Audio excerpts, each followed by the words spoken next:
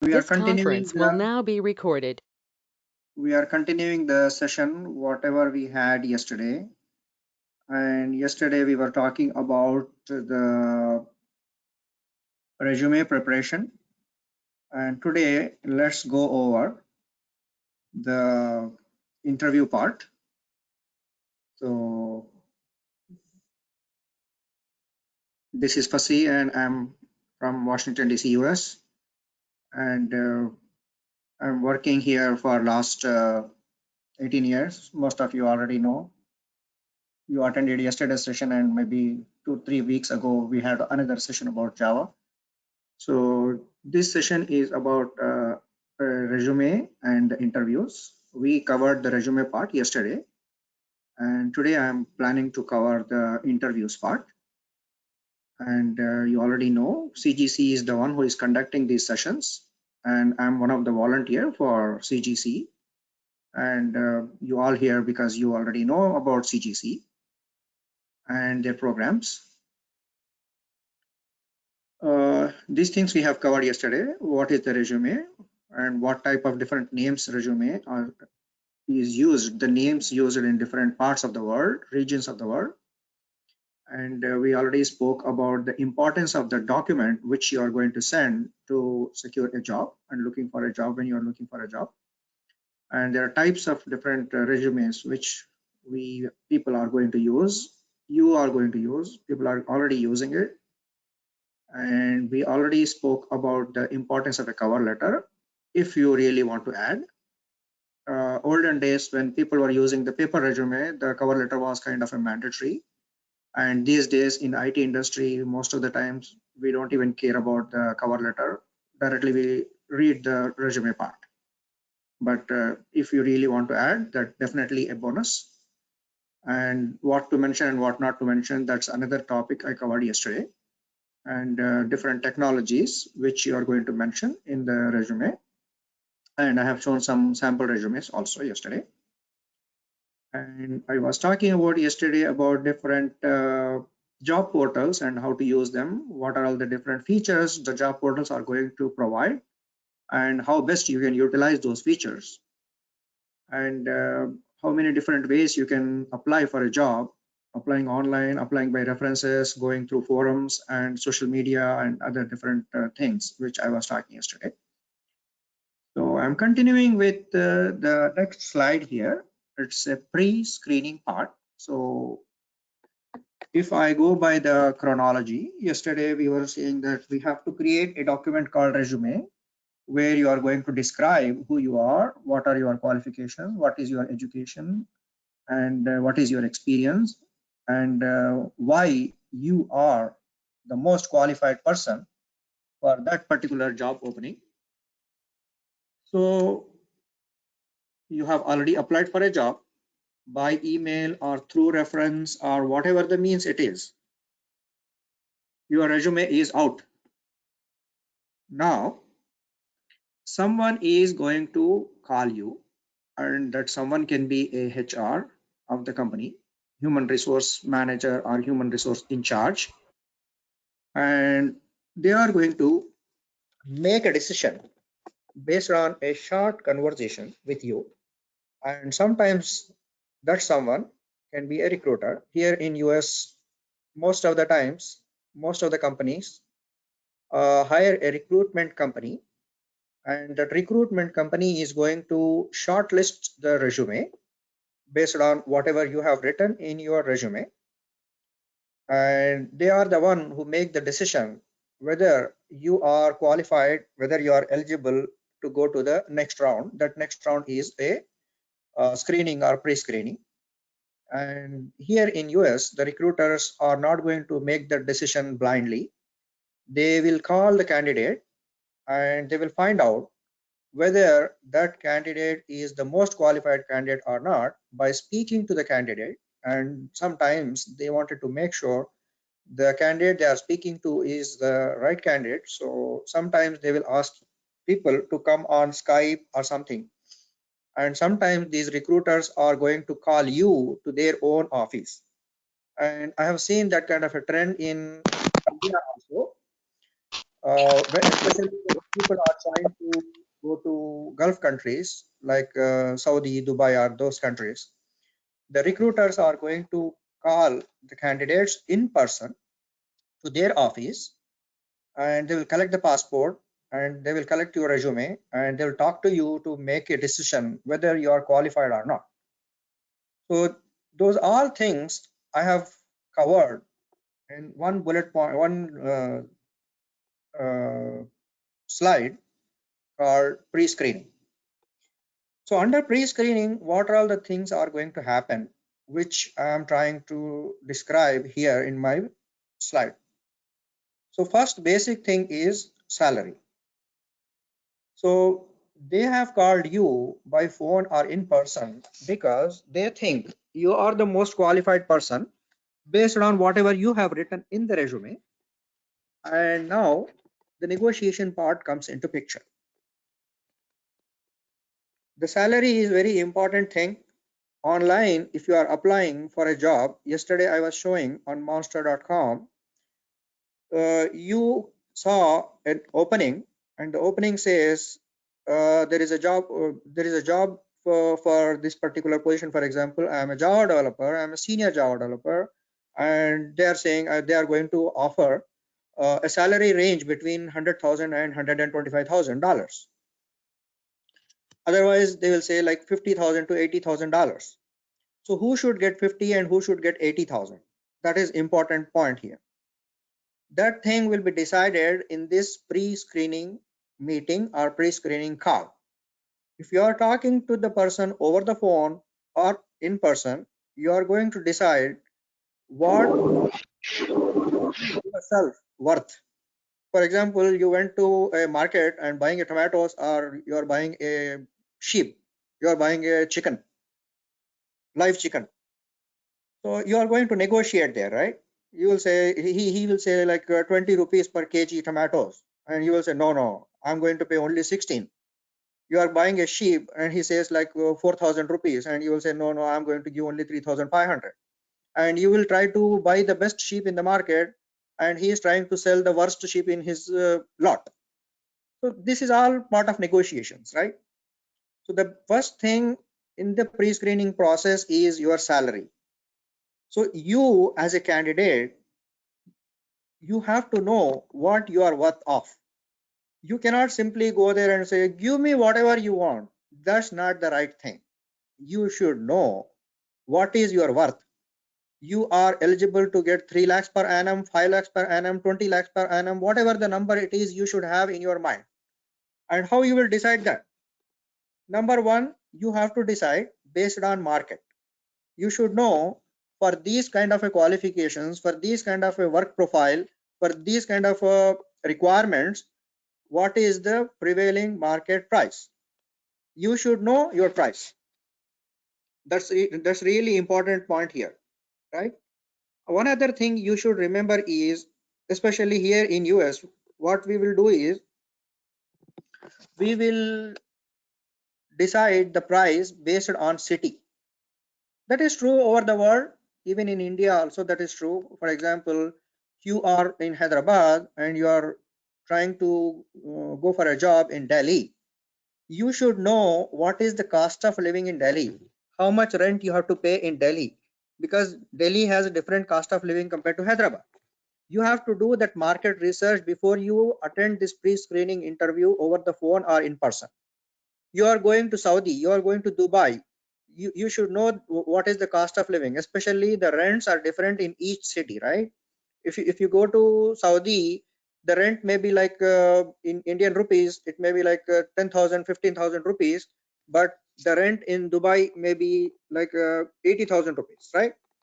So you should know what is the cost of living in the targeted city where you are going, because you are joining in a job and you might be working in that job for next 5 years, 10 years, 15 years. We don't know how long you are going to work. If you don't come up with the right number, you will be in loss. You will be getting a lesser salary and you will not have a job satisfaction and peace of mind, and your family will be starving compared to other families. You are not going to enjoy all those luxuries which others are enjoying, right? So that's why you have to have a right mindset before you attend this pre-screening call or in-person interview, where you are going to talk about how much money you are expecting from this particular job. It's a really important step. Many of the times we concentrate a lot about the technologies, about the education, about the resume, our interview preparation, and all those things, and we forget this important piece of thing, which is called as salary negotiation. Salary negotiation is very important thing. You have to remember whenever you are going for a job, changing the job, or finding for a first time a job, you should know how much money you are supposed to get from that particular job. Many of the times what happens is you don't negotiate the salary. That's why you will be in loss. For I'll give very best example. One of my relative, he had like 2-3 years of experience, and he went to Saudi Arabia, and he was getting 3,000 riyal in Saudi Arabia. And one other person went to the same company on the same day, and he had little extra experience, and he was getting 10,000. If you see the difference, 3,000 and 10,000, there is a huge difference, and both are sitting in the same company side by side on the same desk, and they are getting different salary, working for the same company, same job profile, same kind of output they are giving. My relative, he is getting 3,000, and he might get a increment of 3,500, 4,000 when he is going to reach the 10,000 mark. And the other guy who is already earning 10,000, he is also getting the increase every year, 10,500, 11,000, 12,000. He is going up and up and up again, right? That's why you must know what is the market price. You are the one who should drive that conversation. When you go to any company, any job interview, in the pre-screening process, they will say how much salary you are expecting. Never ever say whatever you give is fine. You should know what number you are looking for, and there is always room for negotiation from the employer side or HR side. They have a lot of money, the companies are earning a lot of money, and all that money is coming because you are working in the company. Because of your work, they are earning the money, and if you don't get your fair share, then you are the loser, right? So really important point is your salary, and the salary comes based on your experience, your technology, right? So these things you have to remember. Before you go to interview, you have to know for your experience, for your technologies, what is the prevailing market salary. If you have 3 years experience, what will be the salary? 5 years experience, 12 years experience, 18 years experience, whatever the number it is. And also based on the job profile, you are a developer, you are a manager, you are like mechanic or whatever. Every type of job profile has a salary range, and if you go to online, these job portals, they are going to tell, and you can find out with your friends, your relatives. When you are working in one particular field, you should have an association in the sense, it's not uh, like a group or like registered organization or something like that, like 10 developers coming together in one WhatsApp group, and they are talking to each other about the technologies, they are talking about the salaries, they are talking about the jobs, they are talking about the upcoming technologies, markets, lot of things you can discuss in that group. And that group, I'm talking about your associations. You are associated with people who are like you, same like-minded people coming together and doing some research on salary, on jobs, technologies, and all those things, right? So that is very important thing. You have to remember whenever you are looking for a job, think about your salary. Your salary is important. I will give one more example here. Many other times people call me here. I work on hourly basis. I don't work on yearly basis. So someone calls me and he say, I'm going to give you $50 an hour, $60 an hour. Then I will say, no, that's not enough. I'm not going to come. Before I give any other number, he jumps to 60 to 80, 50 to 70 or something like that, which means he already had lot of room for negotiation, but he is trying to go with a lower number, thinking that I'm going to accept and they are going to enjoy lifetime. If I am working for that company for 5 years, 5 years multiplied by number of days multiplied by number of hours, every hour he is going to get like $10 to $20 extra. Then what he is going to give me if it is my negotiated number. If I am negotiating, for example, he is offering 50, I am going to say 80. If he is going to give me 80, he is not going to get any profit. No, he is going to get a lot of profit. He is going to get a lot of profit even if he is giving me $80, but he is trying to negotiate me at $50. If I accept that $50, he is going to get the profit above 80 and also $30 extra per hour. So remember that. And he is not working. I am the one working. I am getting up every day, getting ready, going to office, traveling, all the hassles I am taking, and he is enjoying sitting at home, doing nothing. So remember that. It's really important part in your job search. Resume is important, interview is important, but salary negotiation is also most important point you have to remember, right? So the next thing I'm telling here is your new employer's profile. So what actually happens is when people are calling you, you should know who they are, what is their primary business, and what are all the things they do.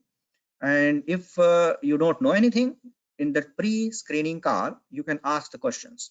I found this information from internet or from friends or from associates or from job posting, whatever you found online or some newspaper, but I have some questions. What kind of business do you? For example, you are applying for a defense factory. They create some guns, tanks, ammunition, and you are applying for electricity department. You already know what they do. Sometimes you don't know, sometimes you know, but if you have any questions, you can ask, because before joining the job, before giving the interview, before doing anything, you should clarify your doubts, your employer profile, right? Location, relocation, domestic and abroad. This is also important during the pre-screening process. Whenever someone is calling me, I will ask them, where is the job location? Because I live closer to Washington, DC, and I wanted to work either in Washington, DC or closer to my home in suburbs of Washington, DC. So if someone is calling you and if you are not willing to move from your location wherever you are, so what you should do is you should ask them, where is the job location? If you don't like the location, that conversation ends. That's it. You don't have to waste half an hour, 1 hour, or whatever the time it is, just by discussing all those things. Because you don't like the location, you're not going to join the job, right? So first thing you have to ask is the location. Where is the job? Second thing you have to ask is, the job location is Bangalore, job location is Saudi, job location is Dubai, job location is Delhi. You have to ask them, are they going to pay for my flight charges? Are they going to pay for my family's flight charges? Are they going to pay for the visa fees? Are they going to pay for for example, I am moving from Hyderabad to Delhi and I have to move all my belongings. I need my kitchen items, my bed, whatever the whatever the things. Are they going to pay all that all that money? Because that money has to come from somewhere, either my pocket or my employer's pocket. And employer is making a lot of money out of me. Why I have to pay that relocation money? They have to pay. Sometimes they will agree to pay everything. Sometimes they'll pay, okay, I'll pay 50%, you pay 50%. So you have to do that negotiation in pre-screening itself, right? Proxy. So this is the dangerous thing people invented in these days. And I personally advise everyone not to use that. But if you are using, you are taking your own risk.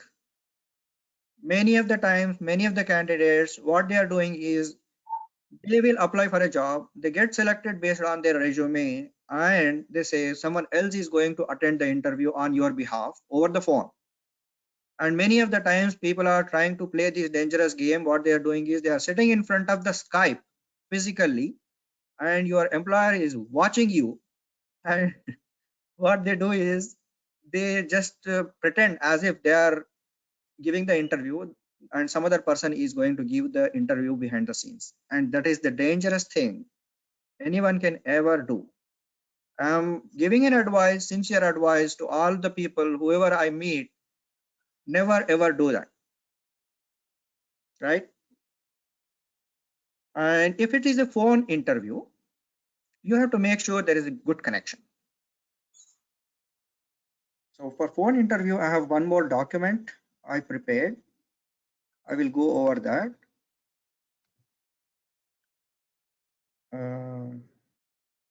Phone interview, right?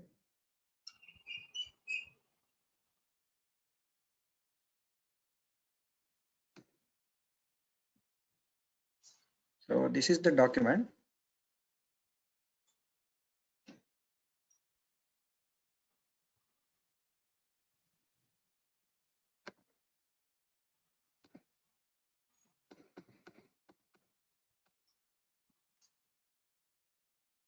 Yeah. 5 important tips during the phone interview. Phone interviews can be exciting. At the same time, they are disappointing too. Is there any way to keep them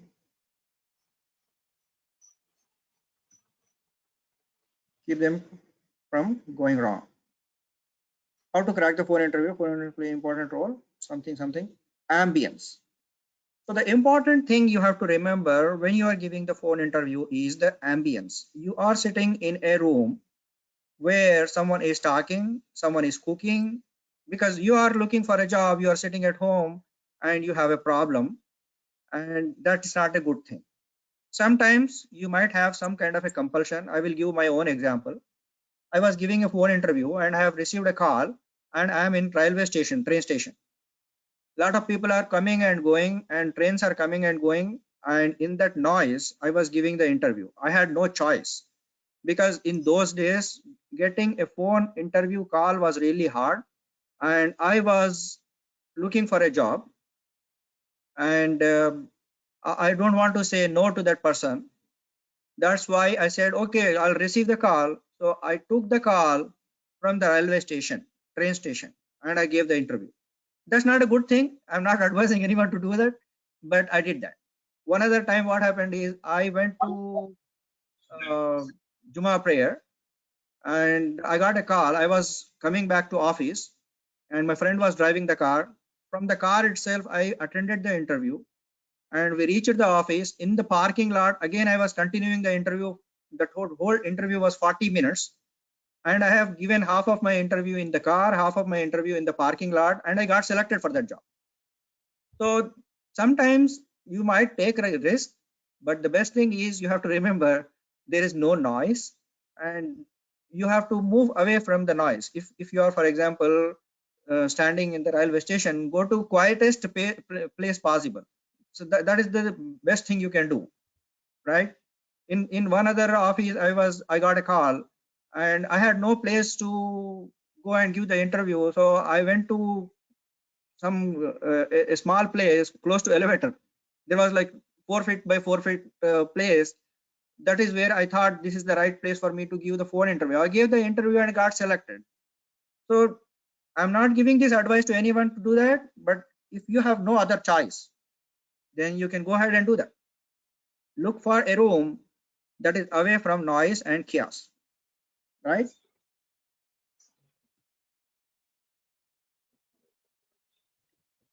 Tone. So when you are giving the tone, don't try to be too low in your voice, and don't try to shout aloud. And you can explain whatever the questions they are asking in a peaceful manner. And sometimes you can show your emotions over the phone, but you cannot show all your emotions compared to the face-to-face interview. Phone interview is really hard because I don't know what the other person is interpreting about my conversation. I am telling something, but the other person might be thinking something else. But if you are sitting in front of a person face to face, you know whatever you told, whether he understood or not. And the other person on the phone might be distracted. We don't know. For example, I am the developer working in a company, and I am taking the interview. And during my interview, I'm taking the interview, someone came to me and said, oh, there is a production problem, there is a database issue, we created a table yesterday and it's not working, I might get distracted. Many of the times in companies, they give you a separate room to call the candidates to screen for interview. But sometimes in some extraordinary situations, someone might come and they distract. And from the other side, you are giving the interview, you don't even know whether that person is really listening or not. So you have to sometimes confirm them. Did you get it what I said? Then you will understand whether that guy is listening or not.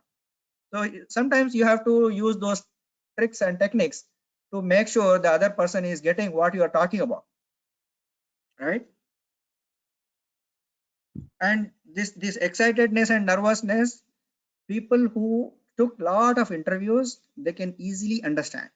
They can easily find out whether you are nervous, whether you are excited, all those things they will understand just by listening to your tone. So your tone is really important. If you are nervous and if you are giving, for example, you have mentioned like 4 or 5 years of experience and you don't really have that much of experience, and your nervousness they can easily gauge. If they are experienced, they can easily gauge. Still they might give you a job. I'm not saying you're going to lose your job because of nervousness, but try to be calm. Don't be so too nervous, right? And don't show your anger or frustration. You might be having a lot of problems in your life, but don't show it to the person who is taking the interview, right?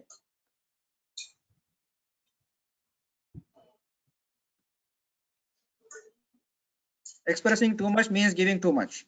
Sometimes we will give some information which is unnecessary and it is going to cause a lot of problems for you during the interview and during the job, because you are giving some information to the person who is taking the interview, and that particular information, that particular piece of information is going to create a problem during your selection process or during your job once you get selected and join the company, because you are giving the interview expecting to get the job, and your primary expectation is you are going to get that job, right?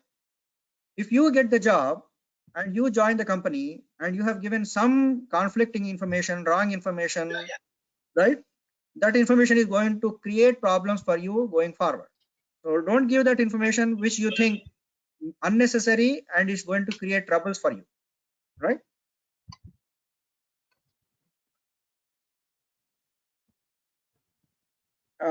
Before I was starting this preparation for this particular session, I spoke to two candidates.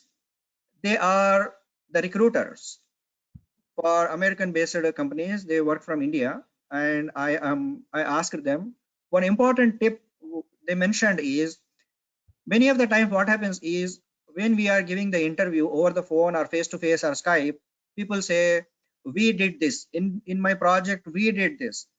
So we did that, doesn't mean you did it. So that is really important tip he mentioned when I was talking to him about the interview. Many of the people, they might have spoken to hundreds of people over the phone to recruit, right? So based on their experience, they have given me this tip. This is a really important tip. You can definitely say we did it. For example, you are working for an automobile industry and you are working in a team. And in team, someone is a designer, someone is a painter, someone is an engineer, someone is mechanic, someone is doing something. All of them together working to make a car. And car comes out of the company when everyone is working. But what is your role?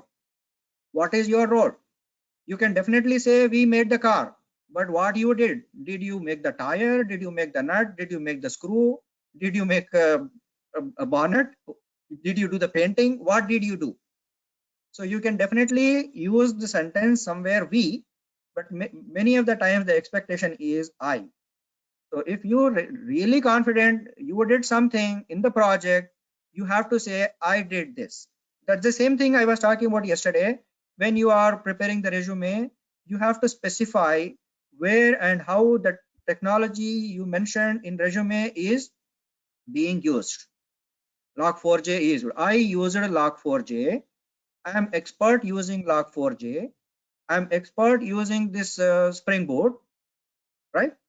So in my project, for example, there is a Spring Boot, there is a Spring Batch, there is a Hibernate, there is a database connection and all those things. There are stored procedures, but I am not the one who developed the stored procedures. I'm using the stored procedures. So you have to clearly mention that. Many of the times people just say stored procedures. It's not. You have to say, I am having an experience of using the stored procedure in my project, calling it from my Java technology, Java programming language, right? You have to specify what you did, what is your role in the project, right? Etiquette. Chewing the gum, munching, these things are bad even in personal interview and phone interview. In phone interview also, they can easily identify what kind of activity you are doing while attending the interview. As I said, from train station, from the car, from the parking lot, from the elevator, I have given the interviews, but I was not chewing the gum. That you can control. You cannot control the location because you are somewhere in a remote place and all of a sudden you cannot move from there. So I'm in the railway station. By the time I go home, it takes 1 hour and they might close their office. They are not going to call me back, right? So I have given the interview from train station, but I am eating something that I can control, right? Don't interrupt the interviewer. So interviewer is trying to explain something. For example, they are asking you how I am going to write the database query. So you are giving the answer. So I'm going to write the database query, select this from this table, this from this table, then join. Then he says, can you explain about the outer join? Then when he was trying to give some information or ask another sub question within your question, don't try to interrupt, right?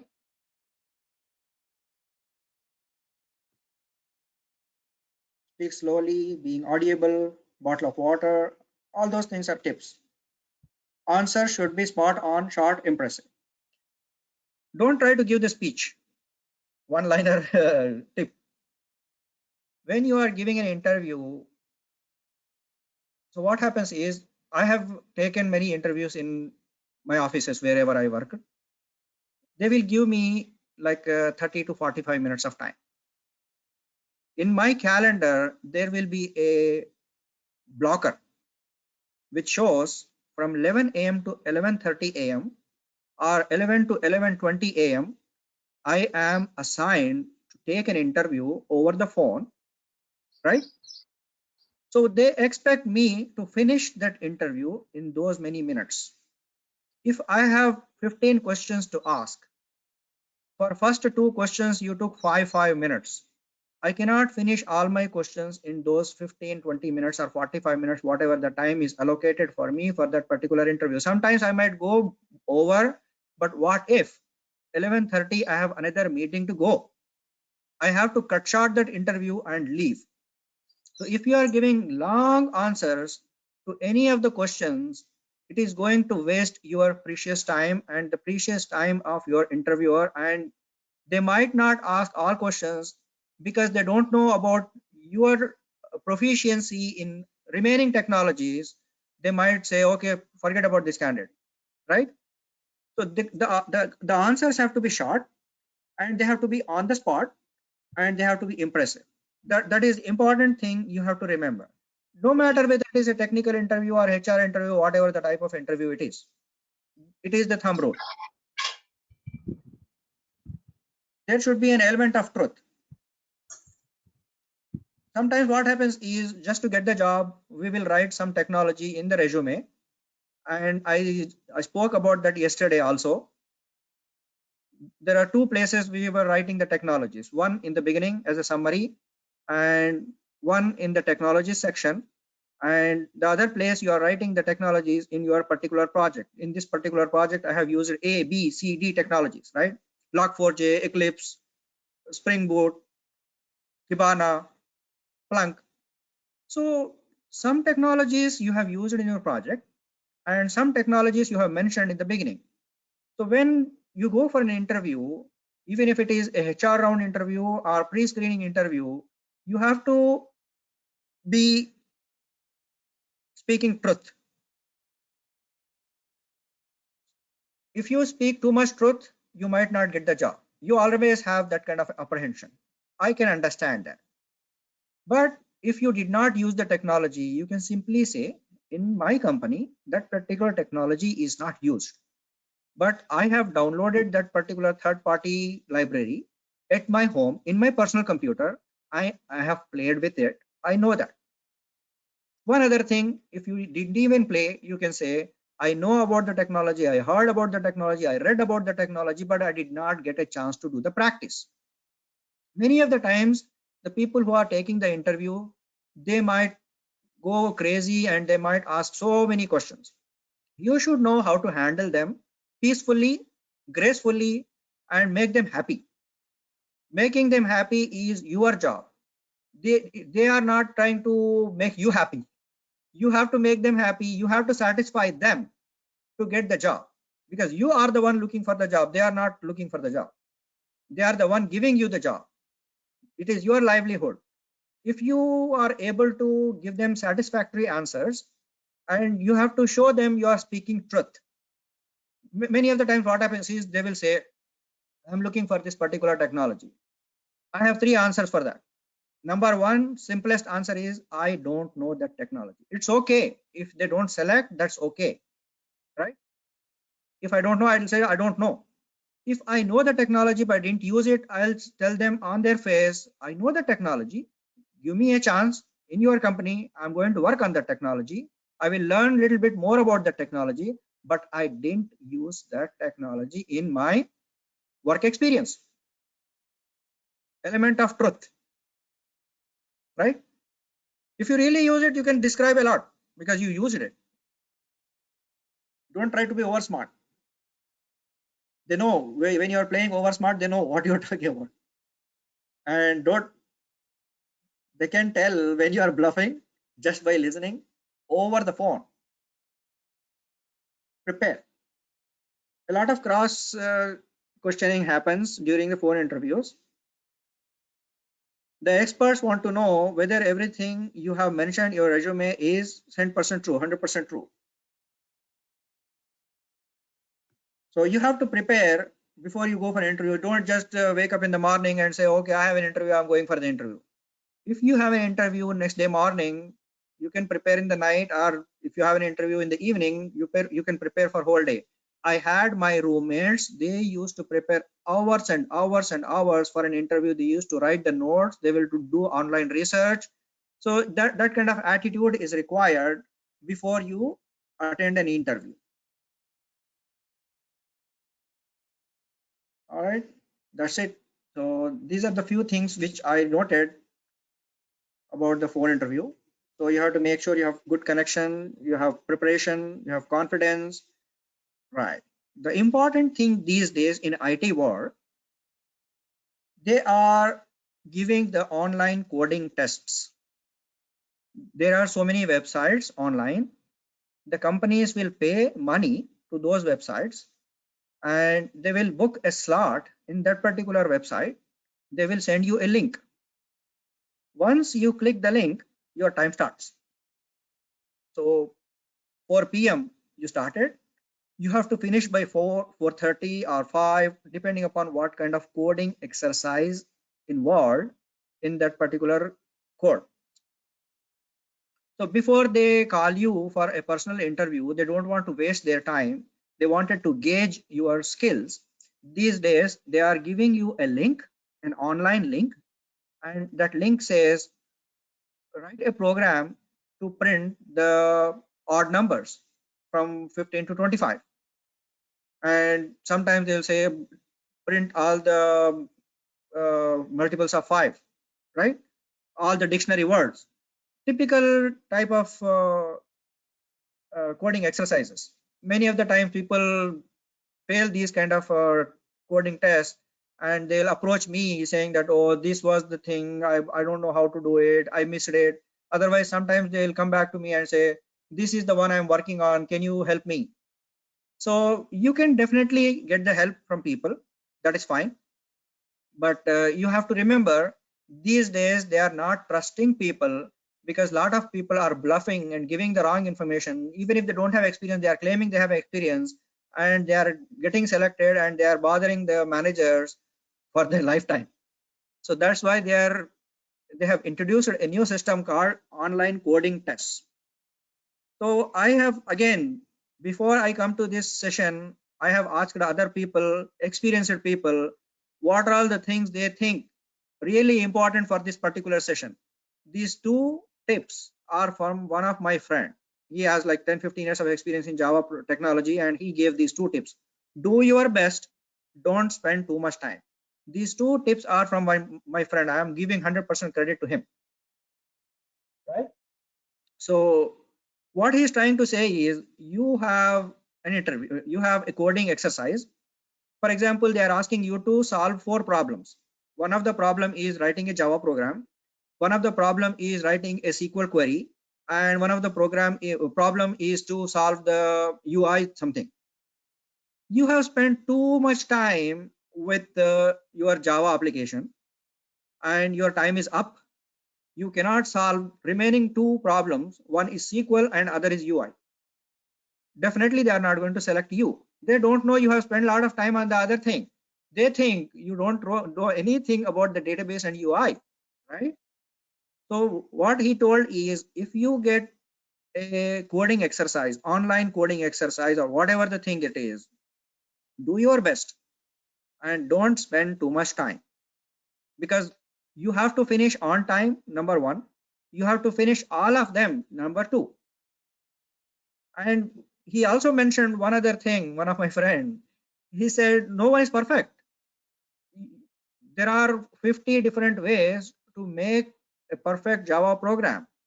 The logic can be written, refined, multiple times refined. Everyone can write different logic to get the same result. Don't try to make perfect. You are writing a Java comments, you are trying to make a very good variable names, file names, method names, and all those things. That is fine. If you do it, that is fine. They are going to give you the weightage. That doesn't mean you are spending too much time by doing the research on all these things.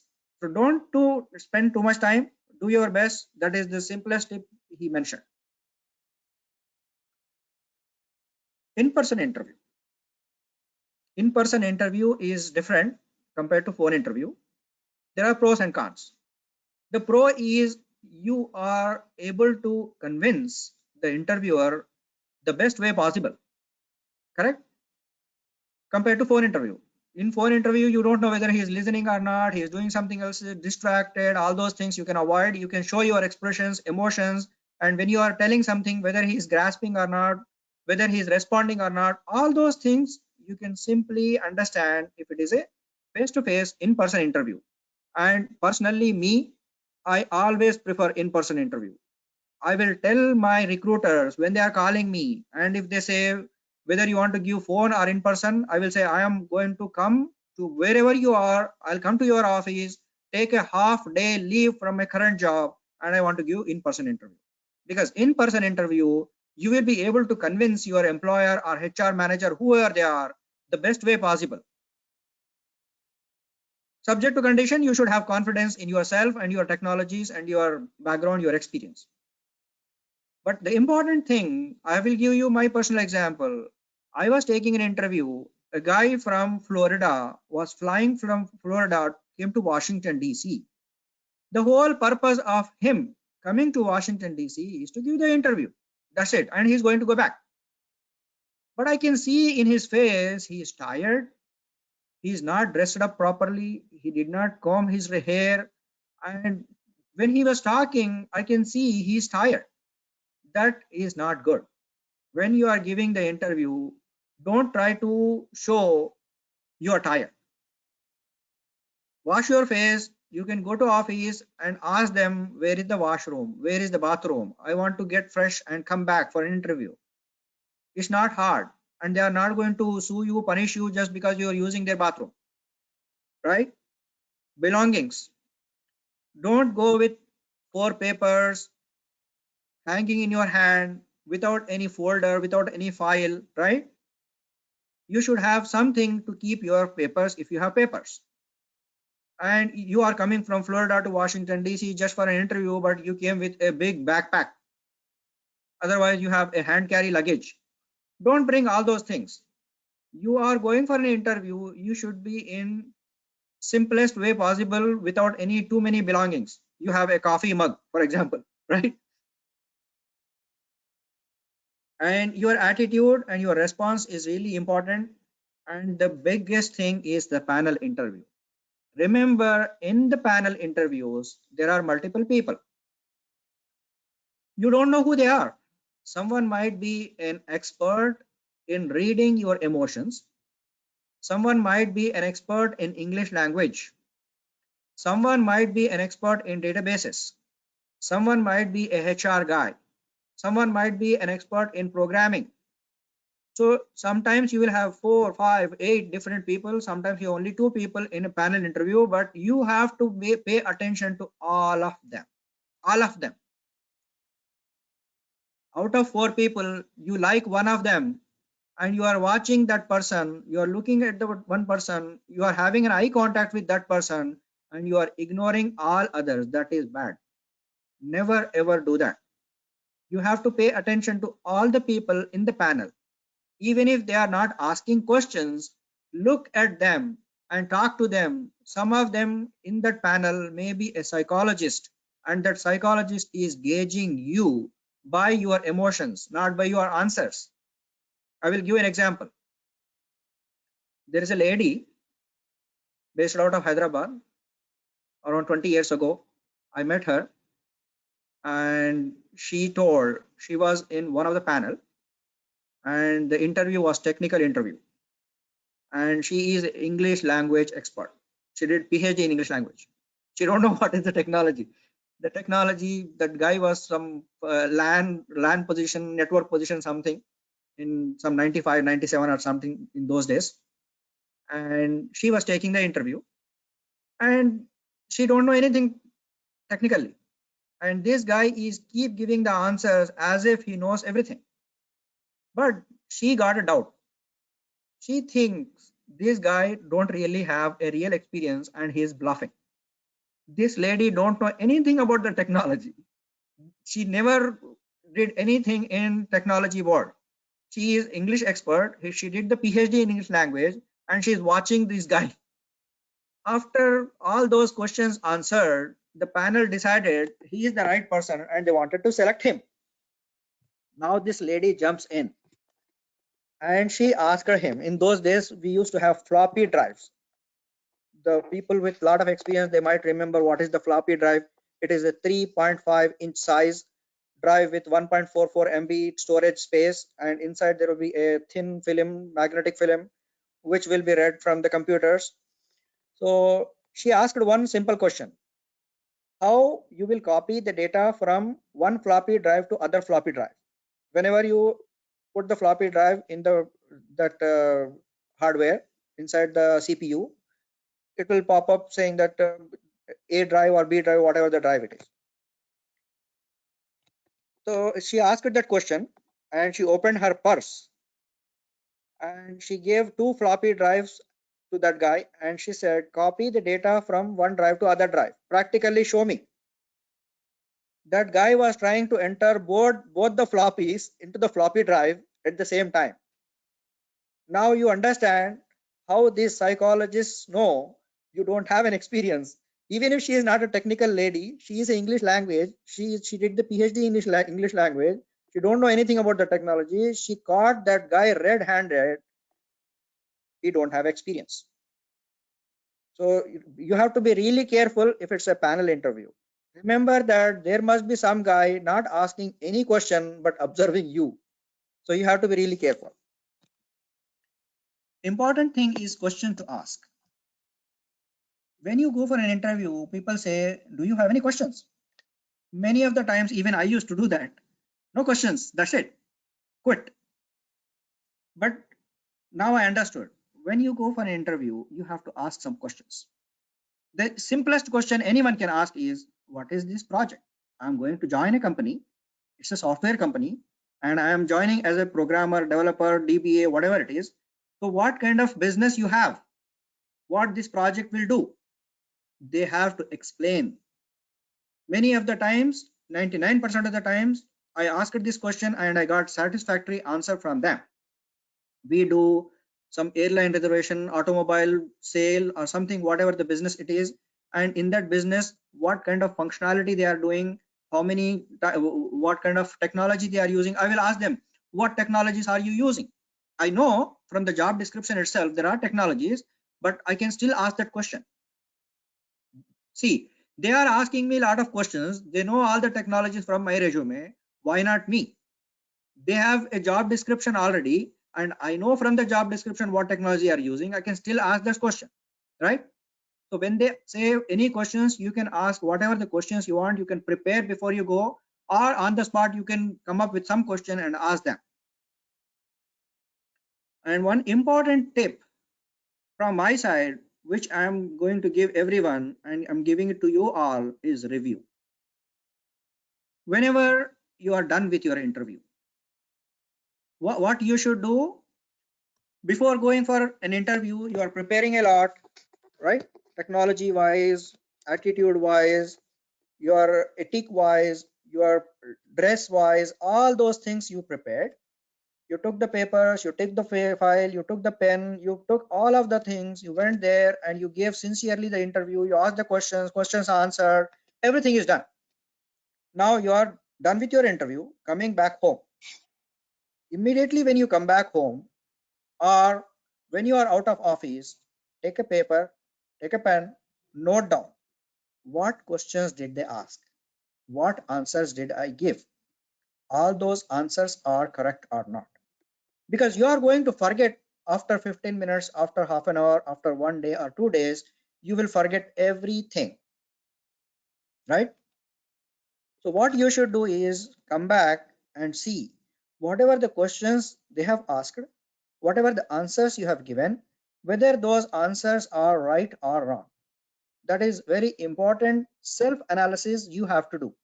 When I was in my engineering, I used to come home after an exam and I used to write on my exam paper itself, for this particular question I'm going to get 5 out of 6, for this particular question 18 out of 20. That is the minimum maximum I used to write. And when the result comes, I used to compare. I have expected like 60 marks out of 100 and they have given me either 55 or 60. So you know what mistakes you did. The advantage of doing that is you are not going to do those same exact mistakes in another interview if you did the mistake. If you did not do the mistake, you did correct, in next interview you can give the answer confidently. If you did not get selected, I'm not saying in every interview you are going to be fail, but if you did not get selected in that particular interview, in next interview you will get selected because you did your homework. They have asked you some question and you came home after the interview, you are doing the analysis of your answers, your own answers, whether those answers are correct or not. If they are correct, you can give the exact same answers in another interview confidently, 100% confidence. That confidence shows in your attitude, in your tone, in your facial expressions, right? All those things will happen. So you have to do your analysis whether you get that job or not. That is not important. So you have to come back home, do the Google, do the analysis of your own questions, your own answers. And sometimes you can also do, if they ask one question, around that particular question, you can find out more questions online and you can write a small program. If you are a programmer, you can write a small query if you are a DBA and you can verify whether the results are coming or not, right? So that is really important. You have to do your own analysis when you come back home after the interview.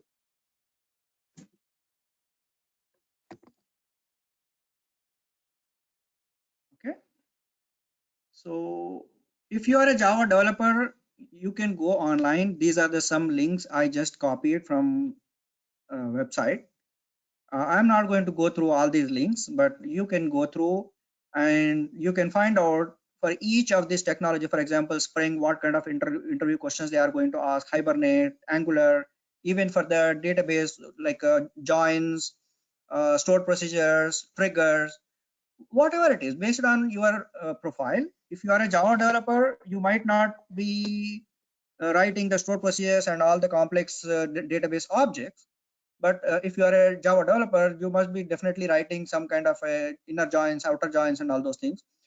And they might ask some basic questions like ACID properties of the database. What is ACID property means what, and what is integrity, right? So you have to do some kind of an online research to find out what kind of questions they might be asking in an interview, right? If you remember, the people who attended my first session about Java technologies, I was talking about what kind of technology people used to look for in 1999 and 2000 year. People were getting the job as a Java developer if they know serialization. That's it. If they know serialization, they'll get the job, right?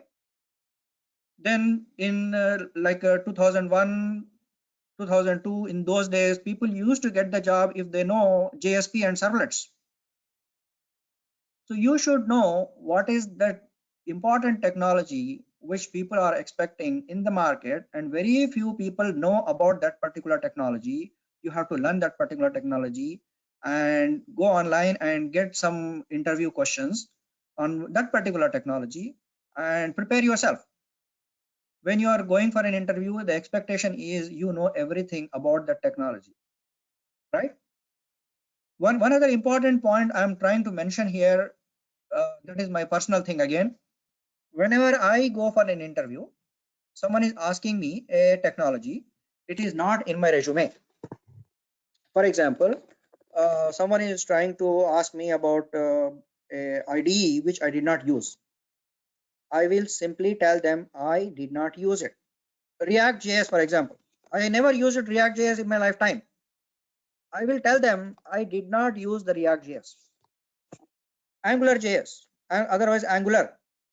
I did not use Angular, but I know Angular. I did a little bit of practice at home. So you have to be clear. You know some technology, you can say I know technology. And if your resume is listing that particular technology in your online profile on the job portal, Naukri.com, Monster.com, whatever the portal it is, if you have listed the technology, the expectation is you should answer the questions in the technology, right? So even if I am the one taking the interviews, the first thing what I do when I get a resume in my hand in my office, the first thing what I will do is I will take a highlighter in my office and highlight those 4 or 5 technologies which we are using in our company. And if those technologies are there listed in the resume, I will highlight them using the highlighter, and I will ask the candidate all the questions related to only those technologies which are listed in the resume and use it in my office. For example, my office is using 8 technologies. The resume has only 6 out of 8. I'm not going to ask the people the other 2 technologies which we are using in the company, but he did not list in the resume. I might ask them one simple question. I can say these other 2 technologies which are not listed in the resume, but we are using here, you think you know them? Sometimes people bluff, they say they know, but many of the times people say, no, I don't know because it's not listed. I did not have experience in the technologies, right? And I'm not expecting everyone to know everything. That is how I approach. If I am the one taking the interviews, my expectation is I'm asking them like 12 questions. They should answer 10. If they are not answering 10, if they are answering only 2 or 3, I'm not going to select that guy. That's who I am. I'm not saying everyone is like that, but that is my expectation. If I am going for an interview and someone is taking my interview, and they are expecting me to reply all 12 questions correct, then I'm not going to join that company. Because from tomorrow onwards, when I am joining that company, the expectation is the same thing. They are not going to expect me to make any mistake 100% correct. No one is 100% correct. No one is perfect. Everyone is a human. Humans do make mistakes. And if company is expecting me, not a human, but I am a robot, no, I'm not. I'm happy if I'm not getting selected in that company where they are expecting me 100%.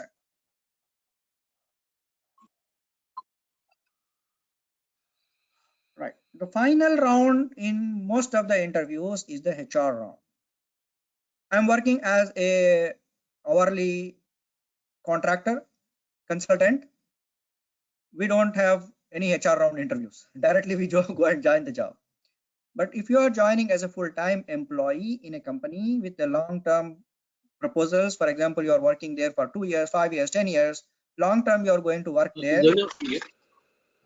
There will be a personal can you mute please? Okay. So if you are joining as a full-time employee, there will be a HR round. What are they going to discuss during the HR round? In the beginning itself, first line I was talking about the salary, and again here I am talking about the salary here. So salary is one thing for the people who are working as a full-time employee, but there are other benefits. Here in US, they will give you the health insurance. So you have to ask them in the beginning and in the end, what kind of health insurance benefits are they giving?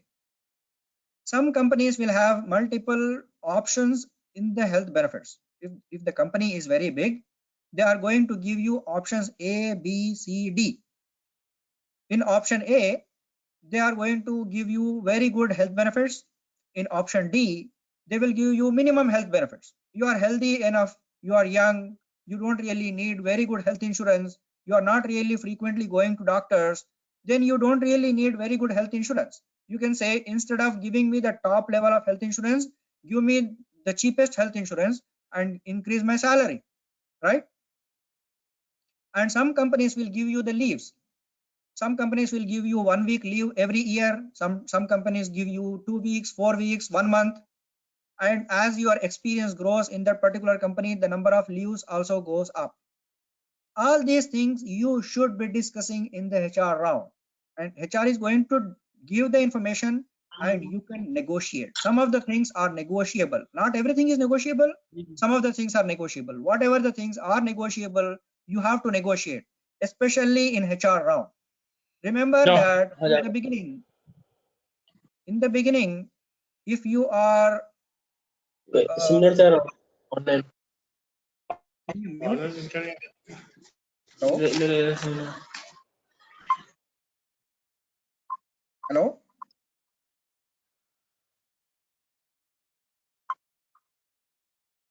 From CGC side.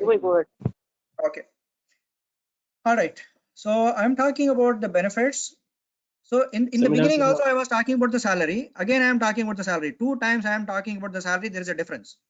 In the beginning, whatever the salary I was talking about, that salary is basic. And here again you are coming to a negotiating table talking about the salary and benefits, right? Important thing here, the difference is you have already gone through multiple rounds of interviews and they really like you, your tone, your resume, your technologies. Now you are selected. One last thing remaining is the HR interview. Now you have a chance to negotiate. They don't want to lose you for few dollars, few rupees, few reals. They like you, they like your technology, they like your profile, they like your attitude, they like everything. Just because you are asking for some more money or some more benefits, they are not going to reject your offer. So try to negotiate as much as possible here.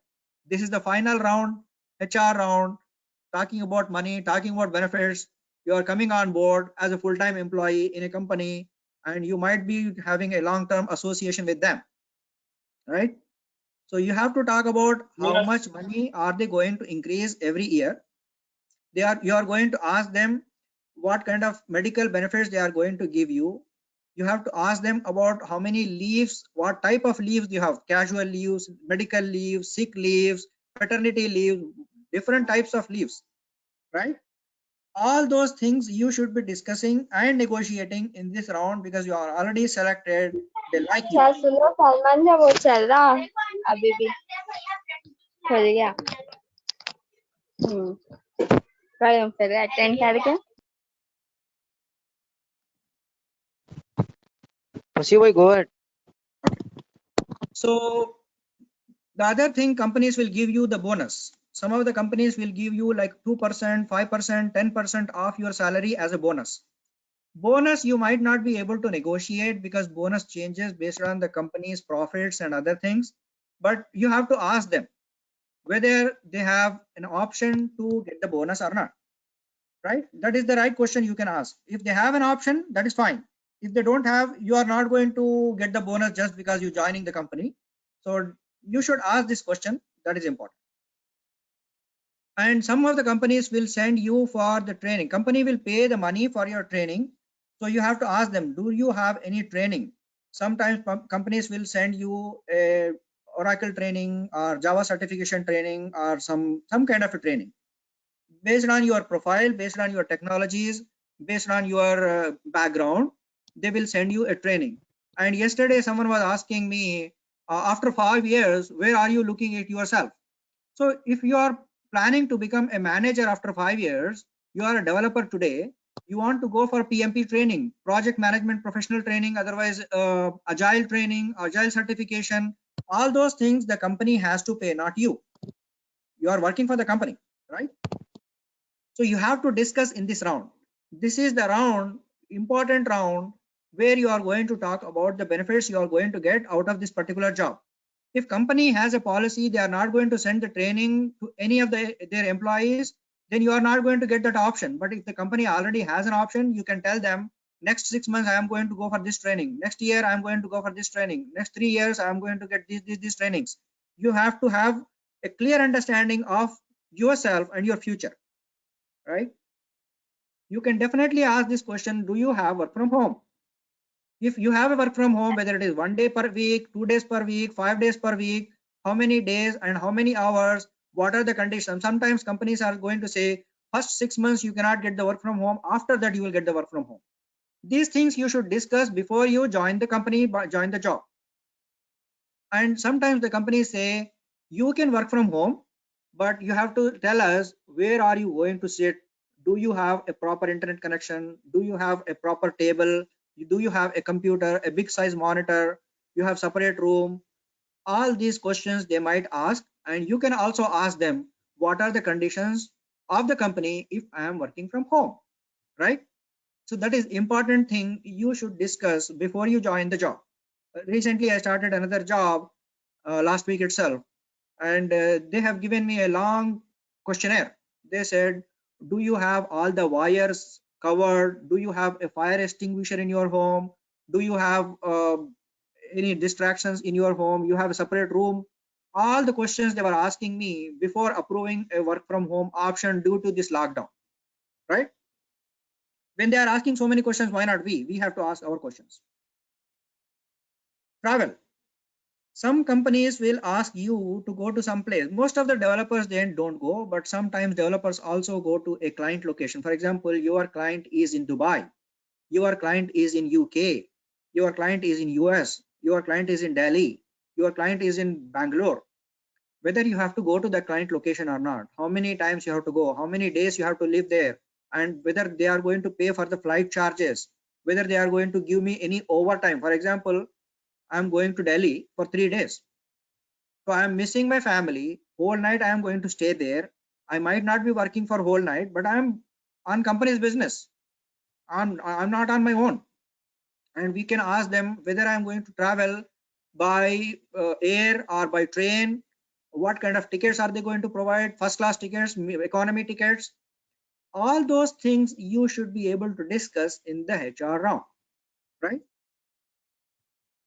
So expenses, travel expenses, overtime. If your sometimes companies say, oh, you can work 16 hours a day, but you're not going to get anything.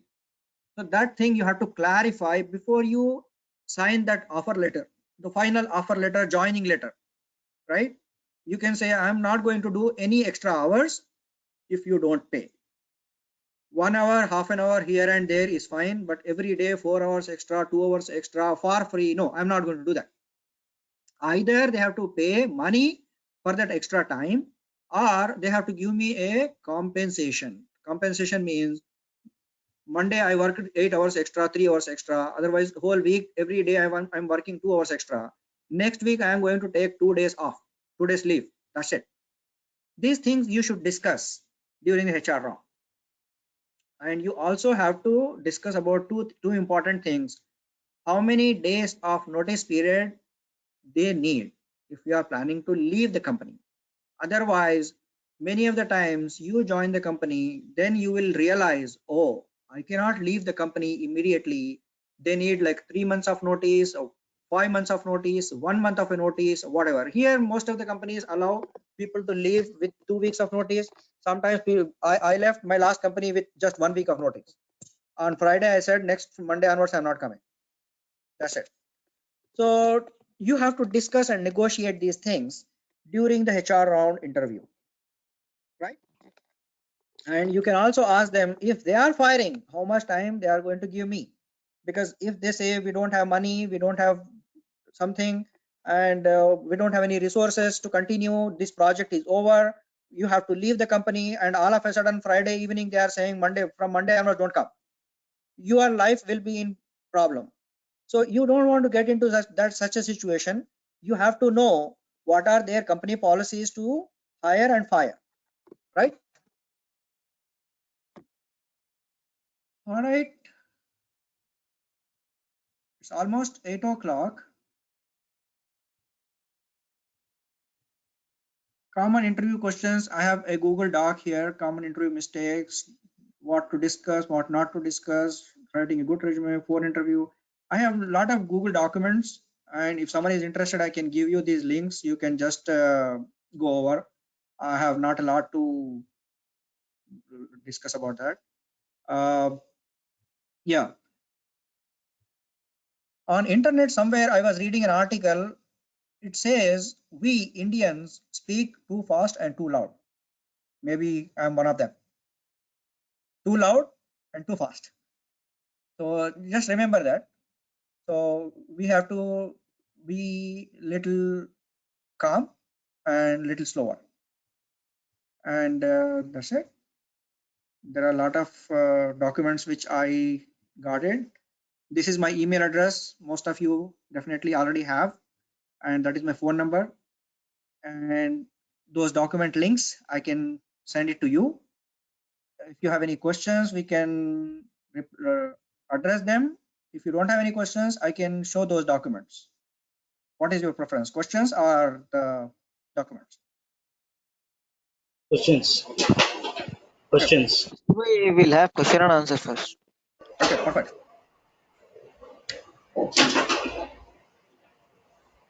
Give me a minute, How I'll be to back. handle the? One minute, Sorry to. 1 minute. Yeah. Give me 1 minute, I'll be back. Yeah.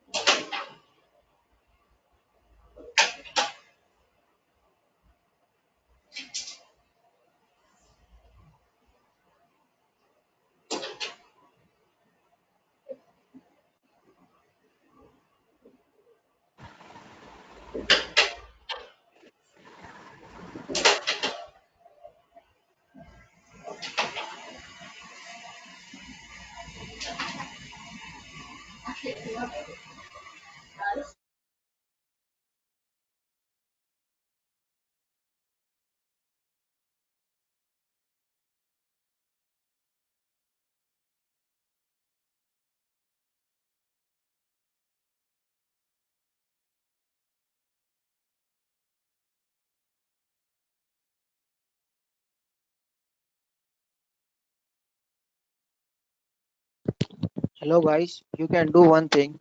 You can just chat your question. You can just chat your question.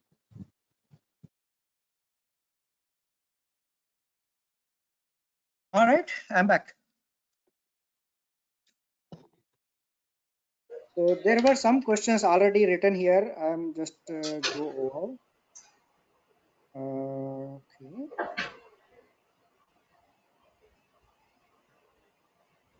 If a person has an experience working in 5 different companies, he has to mention all the responsibilities held in all those 5 different organizations separately. Good question. You can take a decision on that. Personally, I mention all the responsibilities from all the companies. The primary reason why I do that is I worked on some technology ages ago, maybe 10 years ago, and today some company is using the technology. For example, I used iBatis in 2003. In 2003, I used iBatis. In 2012 or 15, yeah, between 13 and 15, 13 and 18, from 2013 to 2017, I worked in another company 5 years. There also we used iBatis. So we don't know which company uses what technology, and they might like you because you have that kind of a profile. I will give you another example. In 2008, from 2008 onwards, like 4 years, I used a technology called Rules. And recently in my previous company in 2019, they were planning to introduce Rules. So if you have some technology, it is better to keep it instead of removing just because you want to shorten your resume. As I said yesterday, longer resume is okay, but you don't have to mention all those things which you are trying to mention. For example, in 2004, I have written 18 bullet points about my job which I was working in 2002.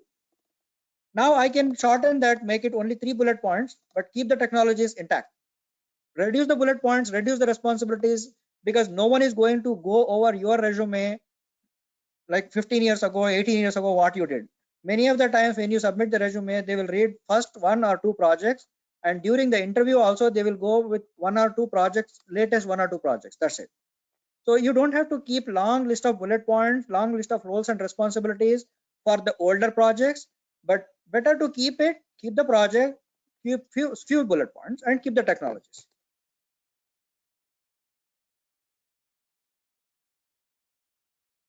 This session PDF I already shared with CGC. They can give you.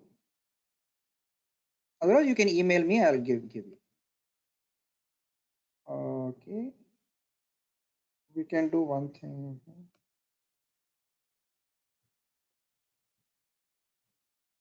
How did you provide security to your project? Simple answer is I did not work on security. That's it. Because if you say I did provide the security in this project in A, B, C, D formats, then they will come back with many other questions. If you really worked on security of the project, definitely you can say I worked on the security of this project using SSO, single sign-on. Otherwise, I have used some cookies. I have used session management. I have used so and so technologies. I have used LDAP. I have used the database tables, users, user profiles, roles. Whatever you did, you can specify. You can use it. You have used Spring Security, right? There are so many things to implement the security in the project. Even if it is an API project, UI project, web service project, every project will have some kind of a security. But you being a team member, not really required all the team members to work on the security itself. One of the team member in every team is going to take care of the security part. Maybe 2 people are going to collaborate with each other and work on the security part, but it's not really necessary everyone is going to work on security.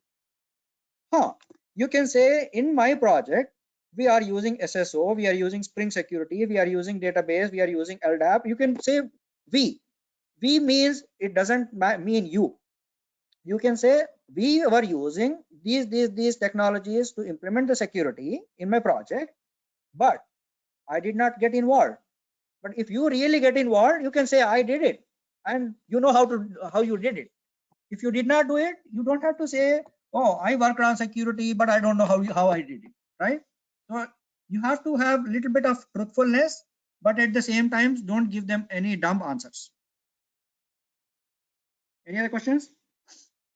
Siwi, we have one question. Yeah.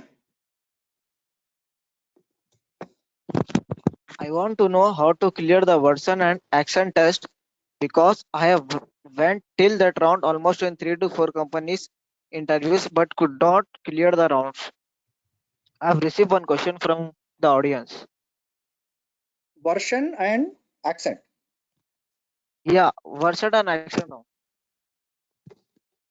I mean English accent. Yeah.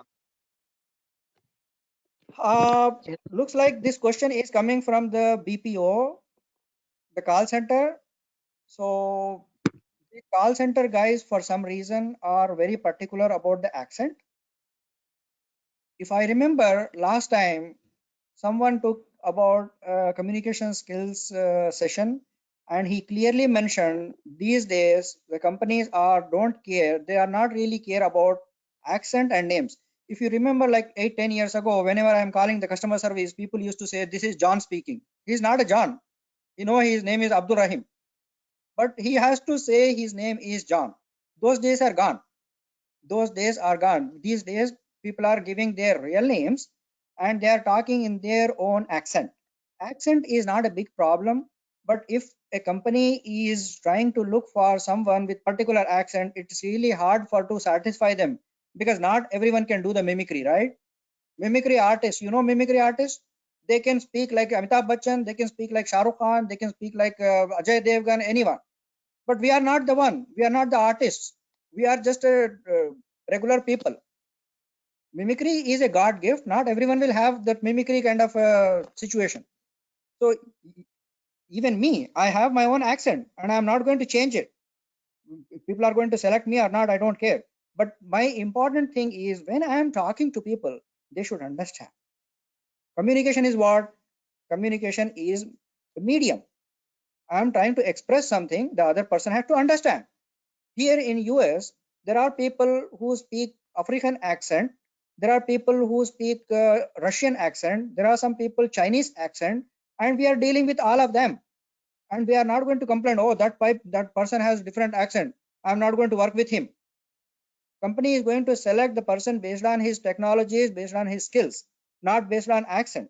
And if there are companies who are trying to look for a particular accent, and if you cannot satisfy, then better you either look for another company or look for different profession, because you cannot be a mimicry artist just by learning.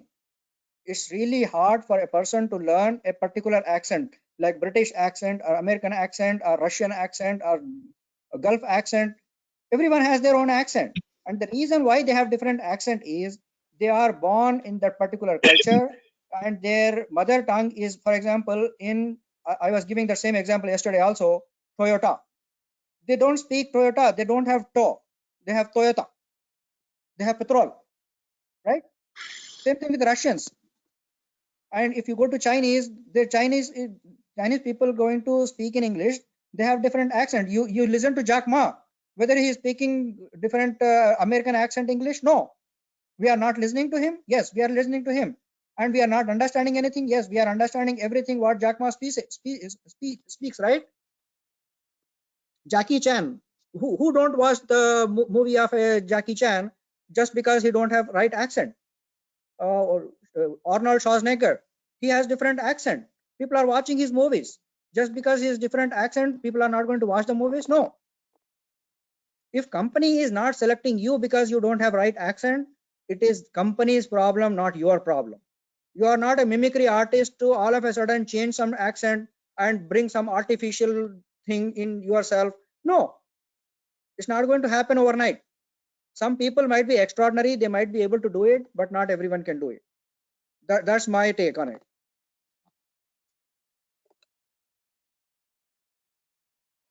After deploying your application, some bugs or exceptions are occurred. What will you do? How to find them? Simple. Every application will have some kind of a logging mechanism. No matter which technology you use, even if it is a database, even if it's a .NET or Java, every technology will have some kind of a logging mechanism. Even your Windows will have its own logs. Every application you install, it has its own logs. Even in your phone, Android, there are logs. So what happens is when application crashes, something will be written in the log. if you are the application developer, you have to write proper logging system, and the people who are senior in your company, they are supposed to review whether you have written proper logging or not. If something goes wrong, you have to write in the log, right?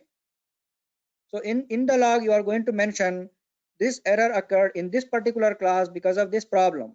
Database connection, network connection, something went wrong. You did not receive the value as expected from the front end, from the database, right? So you have to write proper logging. Number one, if you are a developer, and if you are maintaining the application in the production, you are a production support guy, you should straight away go to the logs and see what really happened. The important thing you have to remember is someone is telling me I got a problem. When did you get it? Today, yesterday, morning, night, afternoon? Give me exact time. 4 o'clock. Is it a 4 o'clock or 4:15 or 3:59? Because I have to go to log and that particular time, because my log will be writing hundreds and thousands of lines each minute. I have to know the exact time. And you can ask the question, if someone is telling you there is a problem, you have to ask him, give me more information. For example, you are working in an automobile industry, you have to ask him, what is the vehicle number, what is the vehicle ID, what is the chassis number, right? That information will be written in your log. Okay, if it's a travel agent, you have to say what is the flight destination, what is the passenger name, what is the passenger last name, what is the passenger ID, right? That information will be written in the log, and you can search. You can go to 4 o'clock for this particular passenger, do you have any issue, right? That's the important thing for production support. Okay, security, troubleshooting. How can I get selected technical support IT executive US profile? Technical support. When you say technical support, there are so many different types of technical supports are there. For example, Dell technical support. I bought a Dell computer and I'm calling the guy and he's sitting in the Bangalore and he's answering my question. First thing he will say, give me your computer model number, computer number, there is a service code, I will give. Then what he will do is, he will do some kind of a research and say, oh, you still have a warranty, there is no warranty. If there is a warranty, and he will say, can you check this? For example, he is asking me to check the BIOS. He's asking me to install the latest update. And if nothing works, he will say, give me control, I'm going to take from there. So the technical support depends on what kind of company and what kind of technology they are using. If you are expert in the technology, you should know how to do the technical support. If you are not expert, they will give you the training, right?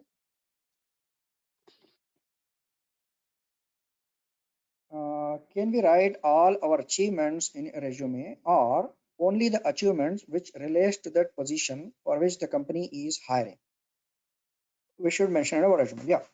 So I told yesterday itself, when you are preparing a resume, don't confuse the recruiter or HR people. Many of the times our over enthusiasm, what we will do is, many of the people, especially the people who are freshers, unemployed, they say, okay, I'm looking for a job in Java, I'm looking for a job in Oracle, I'm looking for a job in SQL Server, I'm looking for a job in Microsoft Windows, I'm looking for a job in DevOps, I'm looking for a job. You cannot be expert in 18 different technologies. Pick one technology, stay there. Don't try to jump around. You cannot sail in 2 or 4 boats at the same time, right? There will be accident and you will be drowned in the water. So what you should do is pick one particular technology, try to become master. If you are not sure about the technology, go online on YouTube or Udemy, whatever it is, try to understand what is the technology, how it works. If you are comfortable, move forward. If you are not comfortable, leave it. But don't try to say I am an expert in 18 different technologies. No, right? Now you have chosen one technology, for example, SQL Server or database or Java or something, .NET. You have chosen your technology. Become a master out of it. And when you are specifying the experience, you have to specify for that particular technology, how did you use, where did you use, what were the your role, what all the components did you develop, what are the features you developed, right? That thing you have to do. So achievements you have to specify related to your profile, your job. Don't try to give conflicting thing. I gave one example yesterday. I worked on Spring Boot. I also developed stored procedures. I did the database backups. So you are either a super genius, Superman, you will be able to do everything, or you are bluffing. It's confusing, right? How to answer a tricky question? Why should we consider you for this job? Why do you want to leave previous job? If you get a better offer after joining, will you leave the company? It's a really important question, and these days almost everyone might be asking this question. Of course, I did not get such a question before because I work hourly basis. I'm not really working as a full-time employee in any of the companies. Wherever I work for some time and leave, and everyone knows that. And when they hire a contractor, they know these contractors are not going to stay for long. So I definitely did not get such a question, but it's a really important question, and you should have some kind of a diplomatic answer. You already know what is diplomat means, right? So why should we consider you? So here you can specify. You can specify. I know all the technologies which you are looking for, and I have a right mindset for this particular job, and it is my passion to work in this particular technology.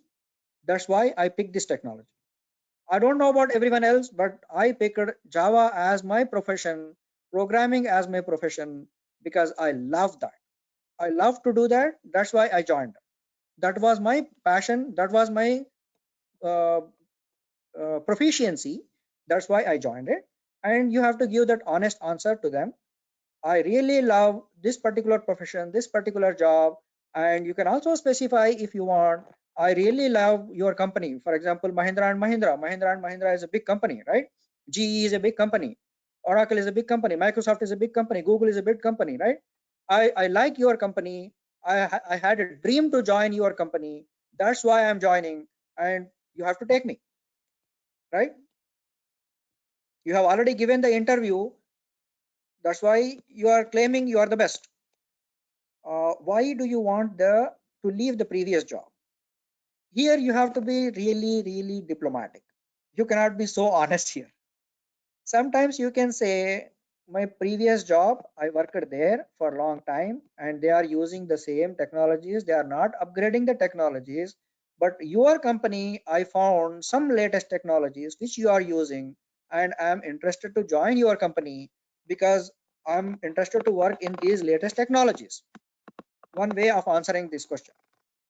The other way of answering the question is that company has no future, they don't have a budget, and their project is ending soon, and they might fire all the people, or they might fire me. So I'm leaving that company. This is the question. This is the answer I will give. Whenever someone asks me, I can say my contract is ending because I'm a contractor. I work as a consultant, and consultants are not going to stay long. They hire the consultants for one particular mm, uh, task. When the task is done, they are going to fire the people, and it's a common practice here in US. So I'll honestly tell them that project don't have budget, and they are asking me to leave, and I'm coming out of it. Otherwise, I can say the project is still there, but they don't really need so many people. So instead of they ask me to leave, I'm looking for another job because I have to feed my family, right? My family is dependent on me. If they all of a sudden fire me, I'll be on crossroad. I don't want to be. That's why I'm looking for another job. So different ways you can answer. You can say technology, you can say company, you can say budget, you can give any honest or made up answer, but that answer has to be diplomatic and it has to be satisfactory. But never tell them, oh, that company is idiot, they are doing nothing, they are not using anything, though managers are really screwed up, their processes are bad, they are not giving leave, they are asking me to work for 16 hours, I am not really willing to do that, they are forcing me to do that. Something, don't talk bad about your previous job because they think you will come here and you will talk bad about this job also with someone else, right? So never try to talk bad about the company, about the employer. because it is going to be recorded for your lifetime. If you get a better offer after joining here, will you leave the company? It depends. If your company coming to this company out of your passion, you're not going to leave.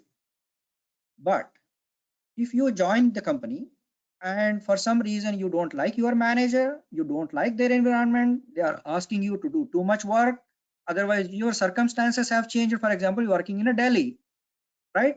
You live in Hyderabad.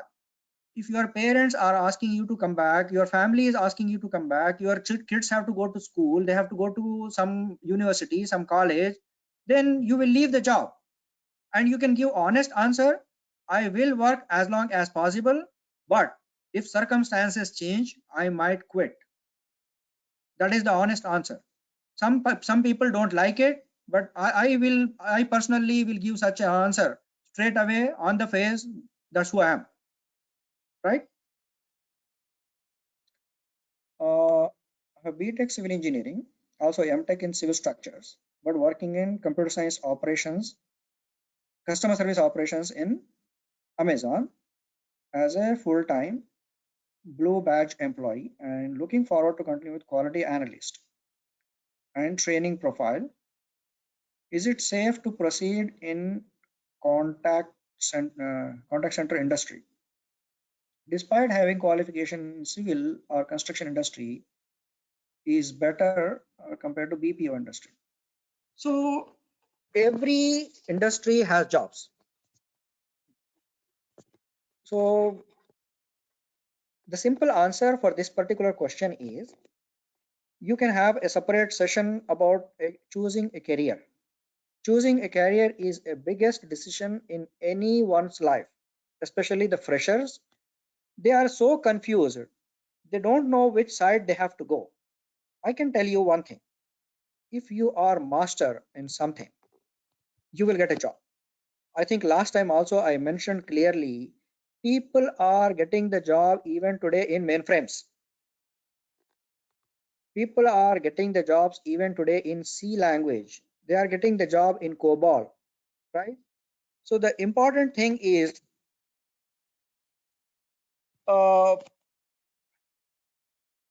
you have to choose your career based on your passion. If you don't like something, for example, I don't like networking, right? I don't want to go and troubleshoot the computers and do the network connections or something like that. You should not choose such a job, even if they are giving you a job immediately or giving the better salary or whatever it is. You have to choose a job based on your passion, and every job pays. It's not like, oh, this job is paying $100,000, the other job is paying only 20,000. No, there will be minor differences in terms of pay, but job satisfaction is really important. Job satisfaction you will be able to get only if you love that job. If you don't love that job, if you don't like that profession, what happens is you will go to office, you will work for 8-10 hours, 6 hours, whatever the time it is, and you will be tired as if someone beat you up. You went for a WWE match and someone beat you up. That kind of a tiredness you will feel when you reach home, and you will show that frustration with your family members. Your family will not be happy with you and they will leave you. All the problems comes from your job location and the career you choose. If you choose a career, for example, Sania Mirza started playing tennis because she liked tennis, not because someone asked her to do the tennis thing, right? Same thing about Sachin Tendulkar, A.R. Rahman, what is this, Ustad Nusrat Fateh Ali Khan.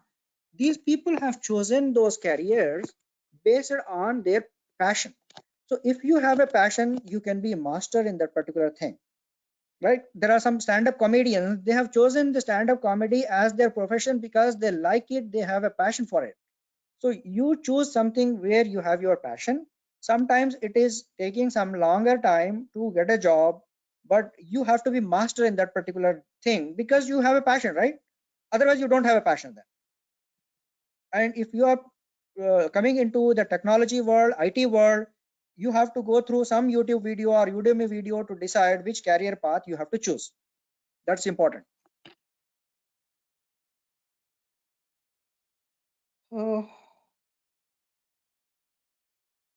Anything else?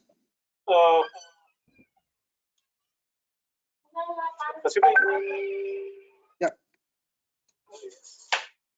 Shall I stop? Like, Yeah. recording or stop it? Yeah. If there are no questions, we can stop. Thank you, Fasi sir, for giving valuable answers. All right. You have my email address. If anyone has any questions, they remember tomorrow, they can question me on email or my phone number. You have my LinkedIn. You can message me on LinkedIn.